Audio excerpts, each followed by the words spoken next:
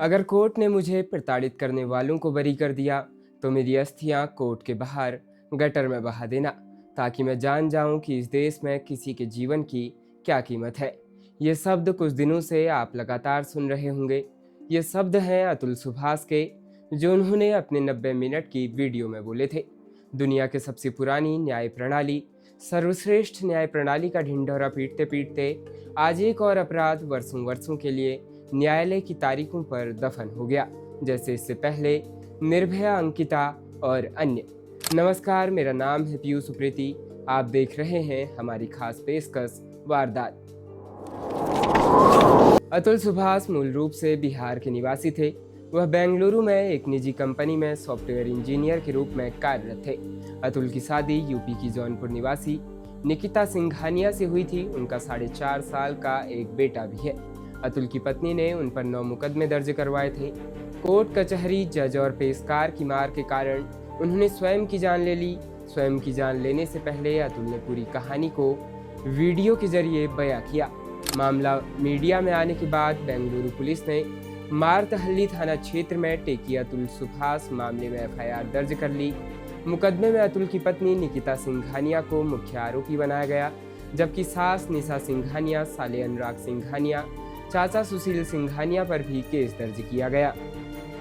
Engineer Atul Subhash ने वारदात को अंजाम देने से पहले 24 पन्ने का एक नोट लिखा, एक वीडियो भी शेयर किया जो सोशल मीडिया पर तेजी से वायरल हो रहा है। नोट में बताया कि पत्नी और ससुराल वालों ने उनके खिलाफ साजिश रची है। उन्होंने 9 झूठे केसों में फंसाया है। अतुल ने एक महिला जज पर भी गंभीर आरोप लगाए हैं। अतुल ने वारदात को अंजाम देने से पहले मौत के 5 जिम्मेदारों के नाम खोले।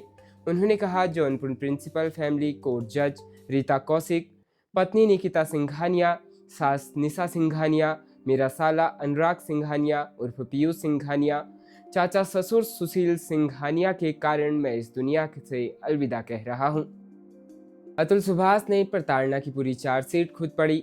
उन्होंने कहा, 40 बार मैं कोर्ट डेट्स को अटेंड करने के लिए बेंगलुरु से जौनपुर जा चुका हूँ। इसके अलावा मेरे माता पिता और भाई को भी कोर्ट के चक्कर काटने पड़ते हैं। एक कोर्ट डेट अटेंड करने के लिए मुझे 2 दिन का समय लगता है। मुझे वर्ष में सिर्फ 23 छुट्टियाँ मिलती है। आप अंदाज़ा लगा सकते हैं कि मेरे लिए कितना मुश्किल होता होगा। ज़्यादातर डेट्स पर कुछ नहीं होता है, या तो जज छुट्टी पर होते हैं, या वकीलों की हड़ताल होती है, या फिर दूसरा वकील अगली डेट की डिमांड कर सकता है। यानी आप बस अपना समय बर्बाद करते हो कोर्ट जाने के बाद। अतुल सुभाष ने कहा कि मेरी वाइफ ने मुझ पर 9 मुकदमे दर्ज करवाए। वर्तमान में मेरे खिलाफ 6 केस लोअर कोर्ट में और 3 हाई कोर्ट में चल रहे हैं। एक केस में मैंने हाई कोर्ट डाला है। अतुल ने कहा, मेरे माता पिता और भाई के ऊपर धारा 302, धारा 377, धारा 498A, धारा 323, धारा 406, धारा 506, 504, धारा 125 और दहेज के लिए प्रताड़ना का भी केस डाला गया। हमारे ऊपर आरोप लगाया गया कि मैंने अपने ससुर से 2019 में 10 लाख रुपए का दहेज मांगा, जिसके सदमे से उनकी मौत हो गई। ये भी आरोप लगाया गया कि मेरी इनकम 40 लाख रुपए सालाना है। बाद में इनकम 80 लाख रुपए बताई गई। अतुल ने कहा, इन्होंने ये भी इल्ज़ाम लगाया कि मैंने दहेज की खातिर बच्चे और बीवी को भी छोड़ दिया। ये भी बताना चाहूँगा कि मेरी पत्नी के बाद मैं खुद से कबूल किया कि उसके पिता की मृत्यु नवंबर 2023 में लंबी बीमारी के कारण हुई। अतुल ने बताया, ससुर को 10 साल से हार्ट और डायबिटीज की शिकायत थी। एम्स में उनका इलाज चला। डॉक्टर्स ने तब बताया था कि ससुर की हालत बहुत ख़राब है, वह ज़्यादा दिन तक नहीं चल सकते। इसी के कारण शादी भी 2019 में काफ़ी जल्दबाजी में हुई। शादी के कुछ माह के बाद ससुर की डेथ हो गई। ससुर की मौत भी दिमाग में ब्लड क्लॉटिंग से हुई थी। ससुर की मौत के बाद हमारे खिलाफ 2022 में केस किया गया, जबकि 2021 तक पत्नी मेरे साथ ही रहती थी। फिर पिता की मौत के 2.5 साल बाद उसने केस डाला। इस बात से आप खुद ही अंदाज़ा लगा सकते हैं कि मामले में कितना झोल है। अतुल ने कहा कि पत्नी ने हम पर दूसरा केस अननेचुरल शारीरिक संबंध का दर्ज करवाया, जबकि हमारा एक बेटा भी है, यानी हमारे बीच संबंध बने हैं। मुझे नहीं पता इसमें क्या अननेचुरल है। न तो पत्नी के पास इसका कोई प्रूफ है और न ही कोई और मेडिकल प्रूफ। अतुल ने बताया, पत्नी से अलग होने से 6 महीने पहले से हमारे बीच शारीरिक संबंध नहीं बने, क्योंकि पत्नी 4 से 5 दिन तक नहाती नहीं थी। इसलिए मैं रोज संबंध बनाने से परहेज करता था। अतुल ने कहा, पत्नी ने मुझ पर एक केस मेंटेनेंस का दर्ज करवाया। केस जज रीता कौशिक की कोर्ट में दाखिल हुआ। इस मेंटेनेंस केस में पत्नी की डिमांड थी कि मैं उसे हर महीना 2 लाख रुपए दूं। इसके अलावा पत्नी ने एक केस तलाक का भी डाला, फिर 6 महीने बाद उसे वापस ले लिया। अतुल ने कहा, मेरी पत्नी BTech computer science MBA finance है। वो नामी कंपनी में काम करती है, पर उसने तलाक का केस वापस ले लिया। उसने कोर्ट में तर्क दिया कि उसके वकील ने बिना पूछे केस किया, जबकि पत्नी पढ़ी लिखी है। पत्नी ने कोर्ट को गुमराह किया। हमने इस पर आपत्ति की तो जज की तरफ से हमें ही फटकार मिली। अतुल ने कहा, मैंने अपने बच्चे से मिलने के लिए भी कोर्ट में आवेदन किया, जिस पर कोई कार्रवाई नहीं हुई। कोर्ट से जब मैंने कहा कि मुझे बार बार सुनवाई के लिए आने जाने में दिक्कत होती है, ये लोग अगली डेट तुरंत ले लेते हैं, मुझे बहुत परेशानियों का सामना करना पड़ता है। फिर भी कोर्ट ने उन्हें किसी भी गलती के लिए डांटा तक नहीं, उल्टा उनके ही हिसाब से तारीख पर तारीख मुझे दी गई। अतुल ने कहा कि घरेलू हिंसा के केस में 2 वर्ष तक पत्नी व वकील कोर्ट में नहीं आए। यह केस 2024 में कुछ महीने पहले ही खारिज हुआ। फिर दोबारा से उन्होंने सितंबर 2024 में घरेलू हिंसा का एक और केस डाल दिया। अतुल ने कहा, 7वां केस हाईकोर्ट में धारा 125 को फास्ट ट्रैक करने के लिए डाला। हाईकोर्ट से आदेश भी मिला कि 6 महीने के अंदर इस केस को खत्म किया जाए। फास्ट ट्रैक होने के कारण मुझे हर हफ्ते कोर्ट से तारीख मिलने लगी। इससे मुझे बेंगलुरु से जौनपुर आने में काफ़ी परेशानी होने लगी।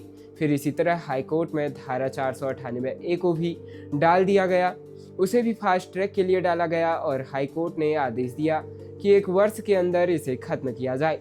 लेकिन जज रीता कौशिक ने इसका इस्तेमाल 8 महीने बाद किया।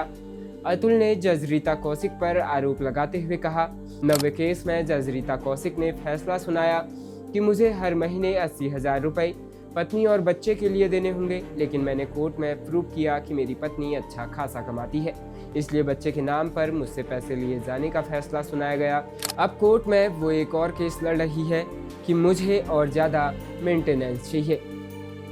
इंजीनियर सुभाष ने अपने नोट में और भी कई बातें कही। अतुल ने अपनी आखिरी इच्छा जाहिर की, जिसमें कहा है कि उनके मामलों की सारी सुनवाई लाइव होनी चाहिए और देश के लोगों को पता चलना चाहिए कि हमारी कानूनी व्यवस्था किस बुरे दौर से गुजर रही है। अपने वीडियो में अतुल सुभाष ने बताया कि अभी तक अपने मुकदमों में उन्हें कोर्ट से 120 तारीखें मिल चुकी है। 40 बार वह खुद बेंगलुरु से यूपी के जौनपुर जा चुके थे।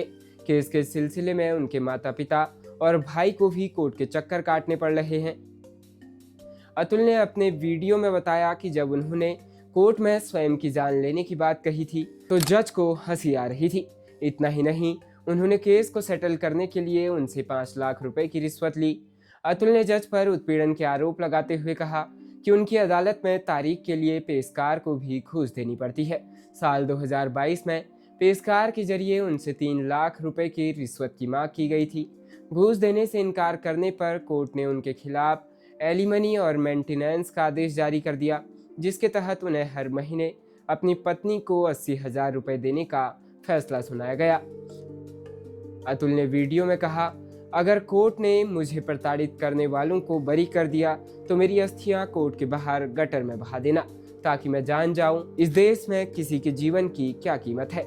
अतुल ने जज के पेशकार और पुलिस प्रशासन की कलाई खोली है। अतुल की मौत के बाद सोशल मीडिया पर लोग न्यायालय पर भी सवाल खड़ा कर रहे हैं। लोगों का कहना है कि आज के आधुनिक दौर में वादी फरियादी को कोर्ट से सिर्फ तारीख पे तारीख ही मिलती है। कुछ लोग तो दामिनी फिल्म को भी सोशल मीडिया पर शेयर कर कोर्ट को जगाने का प्रयास कर रहे हैं। लोगों का कहना है कि अगर सिस्टम ठीक से काम करता तो शायद अतुल आज जिंदा होता। बेंगलुरु पुलिस की तरफ से बताया गया है कि अतुल सुभाष ने 24 पन्नों का नोट छोड़ा, जिसमें उसने शादी के बाद जारी तनाव और उसके खिलाफ दर्ज कई मामलों तथा उसकी पत्नी, उसके रिश्तेदार एवं उत्तर प्रदेश के एक न्यायाधीश द्वारा प्रताड़ित किए जाने का विस्तृत विवरण दिया है। सुभाष का शव मंजूनाथ लेआउट क्षेत्र में स्थित उनके आवास पर फंदे से लटका मिला। उनके कमरे में एक तख्ती भी लटकी मिली, जिसमें लिखा था, न्याय मिलना बाकी है। पुलिस ने अतुल के भाई तहरीर पर पत्नी, 7 साले ससुर के खिलाफ मुकदमा दर्ज कर जांच शुरू कर दी है। साथ ही जज के खिलाफ भी मामले की जांच के आदेश दिए गए हैं। बता दें, नेशनल जुडिशियस की सुप्रीम कोर्ट में 8,298 केस लंबित हैं, जो आज तक की सबसे बड़ी संख्या है। देश के सभी हाई कोर्ट्स में 58,59,000 से अधिक केस लंबित हैं और इनमें करीब 2,45,000 केस लंबित हैं जो 20 से 30 वर्ष पुराने हैं। 30 वर्ष से ज़्यादा पुरानी केसेस की संख्या 62,000 है। देश के सभी हाई कोर्ट्स में देश की निचली अदालत की बात करें तो देश की तमाम निचली अदालतों में 4,53,00,000 से ज़्यादा केस लंबित हैं। अभी कुछ माह पहले फूलन देवी के नरसंहार को लेकर मामला सुर्खियों में रहा। करीब 39 वर्ष तक चले केस का फैसला हुआ। हैरानी तब हुई कि वादी, कातिल, गवाह सभी की मौत हो गई और तब जाकर फैसला आया। उम्मीद है कि न्याय की प्रक्रिया में सुधार होगा, दोषियों को सजा मिलेगी तथा एक सख्त कानून का निर्माण होगा। इसी के साथ वारदात का ये अंक यहीं पर समाप्त होता है। मिलेंगे नई वारदात के साथ, तब तक के लिए स्वस्थ रहिए, अपना ध्यान रखिए। धन्यवाद।